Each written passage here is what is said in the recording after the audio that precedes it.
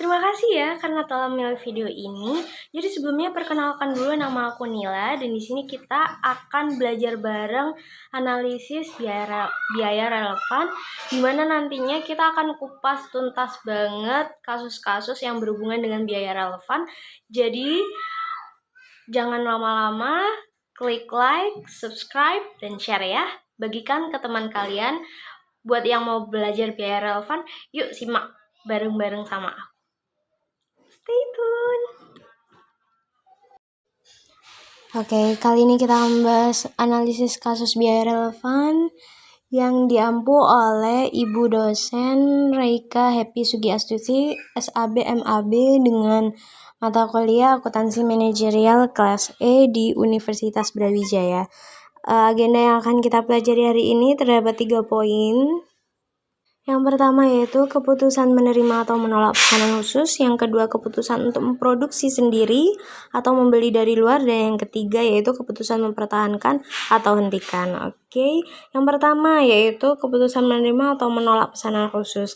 Baik, case yang pertama ya, ini diketahui perhitungan rugi laba perusahaan yang setiap bulan memproduksi reguler keramik sebanyak 1000 buah adalah sebagai berikut. Oke, dan selanjutnya yaitu setiap bulan perusahaan membuat keramik reguler sebanyak 1000 buah dengan mendapatkan laba sebesar 250.000. Kemudian terdapat pesanan khusus sebanyak 300 keramik dengan harga khusus. Analisislah apakah pesanan khusus tersebut layak diterima atau ditolak. Oke, kita masuk ke pembahasan pertama, yakni keputusan menerima atau menolak pesanan khusus tersebut. Begitu. Oke, jadi di sini kita membuat perbandingan di mana tabel pertama yaitu tanpa pesanan khusus dan yang kedua yaitu dengan pesanan khusus. Kemudian kita kurangi agar kita bisa melihat seberapa besar nominal perbedaannya begitu. Dan di sini kita bisa menarik kesimpulan bahwasannya PT Happy Corp harusnya menerima pesanan khusus tersebut. Oke, kita masuk case kedua ya, ini keputusan untuk memproduksi sendiri atau membeli dari luar. Diketahui PT Happy Corp membutuhkan komponen sebanyak 20.000 unit dengan harga 19.000 dari unit dari luar. Oke, kita masuk ke pembahasannya.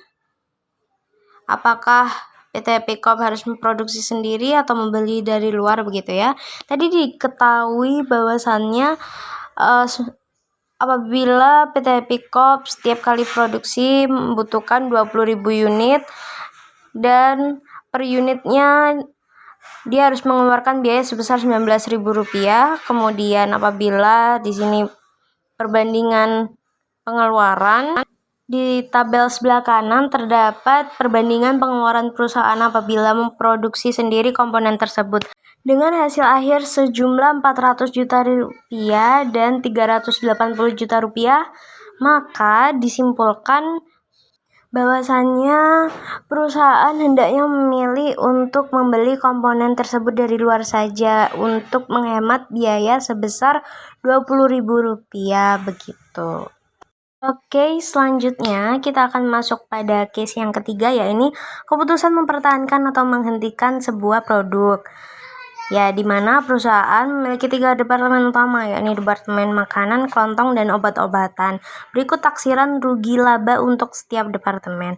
Nah, yang ditanyakan apabila departemen makanan mengalami kerugian sebesar Rp50.000, sebagai seorang manajer keputusan apa yang akan diambil begitu. Oke.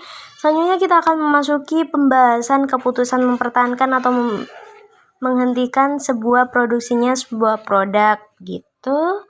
Baik, langkah pertama yang akan kita ambil yaitu analisis pendapatan diferensial dan biaya diferensial, di mana terdapat 2 alternatif. Yang pertama yaitu meneruskan departemen makanan dan yang kedua yaitu meniadakan departemen makanan. Kemudian tabel berikutnya yaitu perbedaan antara keduanya. Nah, dari sanalah dapat kita memunculkan beberapa analisis. Yang pertama yaitu pada tabel perhitungan apabila menghentikan departemen makanan, maka jumlah biaya yang dikeluarkan yakni sebesar Rp4.750.000 dengan pendapatan sebesar Rp5 juta. akan dikobarkan biaya kesempatan. Kemudian analisis yang kedua yaitu jika biaya kesempatan lebih besar dari biaya terhindarkan, maka sebaiknya perusahaan meneruskan departemen makanan. Selanjutnya yaitu analisis ketiga, yakni sebaliknya jika biaya kesempatan lebih kecil dari biaya terhindarkan, sebaiknya perusahaan memutuskan untuk meniadakan departemen tersebut. Kemudian analisis yang keempat yaitu dari analisis tersebut, sebaiknya perusahaan tetap melanjutkan departemen makanan. Kemudian analisis yang kelima yaitu jika perusahaan meniadakan departemen makanan, perusahaan tersebut bermaksud menambahkan departemen baru yaitu departemen kosmetik. Kemudian selanjutnya terdapat analisis yang keenam yaitu data departemen kosmetik yang memiliki taksiran hasil penjualan sebesar Rp3.000.000 dengan biaya variabel sebesar Rp2.100.000 dan biaya tetap terhindarkan sebesar Rp350.000. Dan di sini terdapat dua alternatif. Alternatif yang pertama yaitu meneruskan departemen makanan dan yang kedua yaitu menggantinya dengan departemen kosmetik. Ya.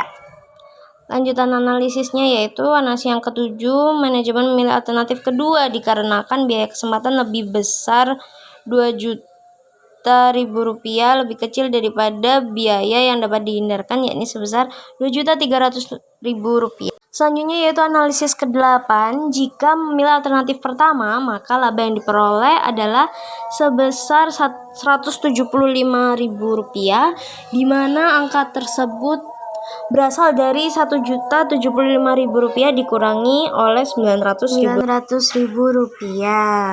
Yang mana laba tersebut bisa lebih kecil daripada alternatif kedua yakni sebesar Rp475.000. Oke.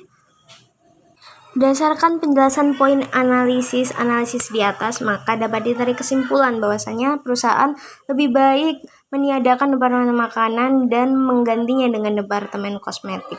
Baik, sekian penjelasan bedah kasus analisis biaya relevan dari saya. Apabila ada yang ditanyakan, boleh komen di bawah ya.